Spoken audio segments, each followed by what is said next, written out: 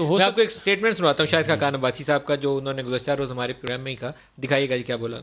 سیاسی تبدیلی آ سکتی ہے. ایک پنجاب ہے جہاں حکومت بڑی آسانی سے اکثریت کھو سکتی ہے. سینٹر کے اندر بھی فرق صرف 12 سیٹوں کا ہے.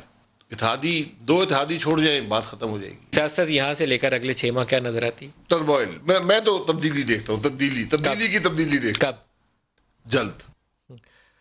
بڑائچ صاحب بزدار صاحب جو ہیں وہ ابھی اس اہلیت کا چیلنج ہے ان کے لیے، بیوروکریسی ان کے اوپر حاوی ہے، یا ان کی قابلیت جو ہے وہ اس کے اوپر سوالیہ نشانات ہیں؟ قابلیت زیادہ. میرا خیال ہے کہ دیکھیں بیوروکریسی بھی کئی دفعہ حاوی ہو جاتی ہے، کئی دفعہ پالیٹیشنز حاوی ہو جاتے ہیں بیوروکریسی پہ. اصل معاملہ میرا خیال ہے کہ شروع سے ان کی اہلیت کا ہے، چاہے انٹرویو کا معاملہ ہو، گورننس کا معاملہ ہو، میٹنگ لینے کا معاملہ ہو. ان کی اوور آل شاید وہ جو اہلیت ہے وہ چیف منسٹر کے طور پہ ہو سکتا ہے. ویسے تو ہر بندہ دانش اور عقل ہوتی ہے اس میں، ہو سکتا ہے اگر انہیں 5 سال موقع ملا تو ہو سکتا ہے کہ وہ بڑے دانش مند ہو جائیں. لیکن فی الحال ان کی دانش، ان کی گورننس اور ان کے مختلف ایشوز پہ سوال ہے. ابھی چند دن پہلے انہوں نے جو انٹرویو نہیں دیا، اب اس کی کیا وجہ ہو سکتی ہے آپ مجھے بتا دیں، یا ریاض فتیانہ صاحب ہمارے بھائی ہیں، یہ بتا دیں. ظاہر ہے وہ اس سے گھبرائے ہوں گے کہ میں انٹرویو نہیں دینا چاہتا.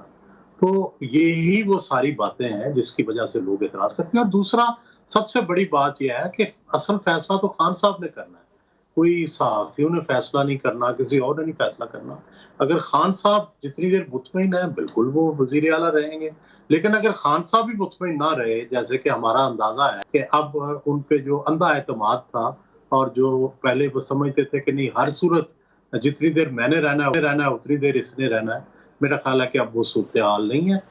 کیونکہ خان صاحب تک جب بھی ہیٹ پہنچتی ہے وہ قربانی دے دیا کرتے ہیں.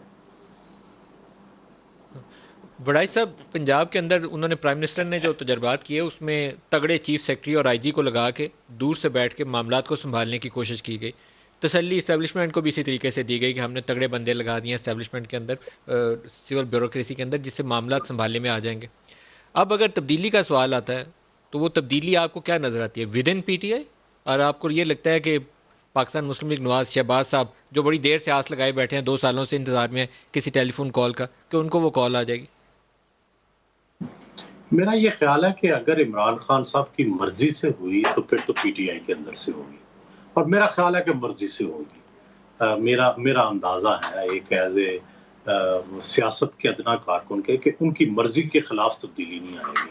ہاں اگر یہ نہ ہو سکا کہ ان کی مرضی نہ ہوئی، وہ نہ مانے، تو پھر مرضی کے خلاف جو تبدیلی آئے گی اس میں پھر پی ٹی آئی سے کوئی آیا تو وہ باغی ہوگا پی ٹی آئی کا، یا کسی اور جماعت سے آئے گا. لیکن میرا خیال ہے پہلا آپشن یہ ہے کہ پی ٹی آئی کے اندر سے اور خان صاحب کی مرضی سے.